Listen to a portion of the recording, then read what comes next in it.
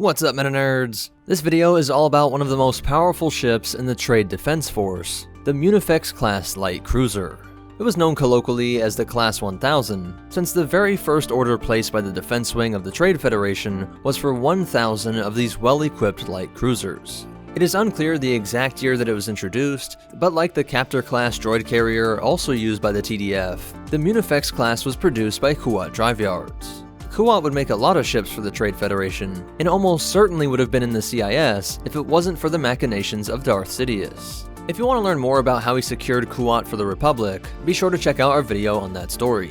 Because of course, Kuat knew how to make great ships, just ask the pirates of the Hassink sector. When a local transport business decided to join the Galactic Federation of other trade businesses, the Defense Force showed up and put a violent end to piracy in this sector. A flotilla which included a Captor-class heavy munitions cruiser and 2 Munifex-class cruisers were able to secure a total victory over the pirate gangs in the year 214 BBY. This impressive display of power would foreshadow the military might of the CIS during the Clone Wars. So let's take a look at just how powerful this thing was. Starting off with its size, at 300 meters or 984 feet, it was twice the length of the CR-90 and about 2 X-wings shorter than the Arquidens. Being 196 meters or 643 feet tall, it was almost 3 times the height of the Arquidens and a shocking 6 times the CR-90. And at what seems to be around 85 meters or 279 feet wide, it was about twice the CR-90 and about half the Arquidens.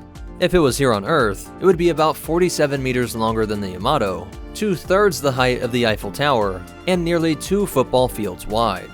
Now, in order for all that to mean anything, we need to look at the armament and complement. The Munifex was one of the most firepower dense ships ever made, with 28 turbo lasers and 12 ion cannons. This combination makes it an incredible capital ship killer.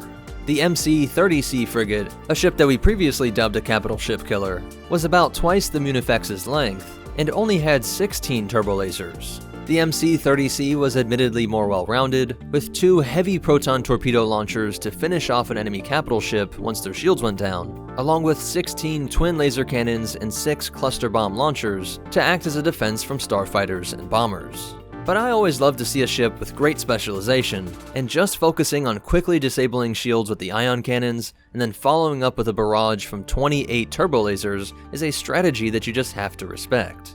It also helps with logistics, as the ion and turbo lasers all just draw from the same Tabana gas. Torpedoes, missiles, and bombs are awesome, but I feel like it would be much easier to keep ships like the Munifex always at full power, which is similar to the idea behind the Carrack-class. The lack of defense from starfighters might be worrisome, but remember that it was intended to be paired with the Captor-class carrier, a carrier that could house dozens, if not hundreds of small droid starfighters.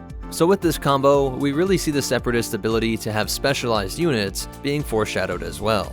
And it is important to note that later when the Empire deployed them, they were able to pack in a squadron of TIE fighters.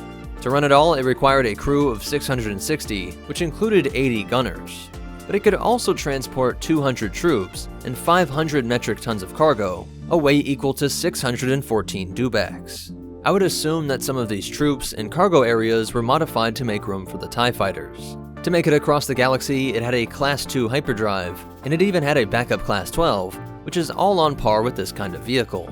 But despite these abilities, it had been long abandoned by the Trade Federation for military purposes by the time of the Clone Wars. And though the Empire did scoop up all that were still operational, they just relegated them to low-priority sectors.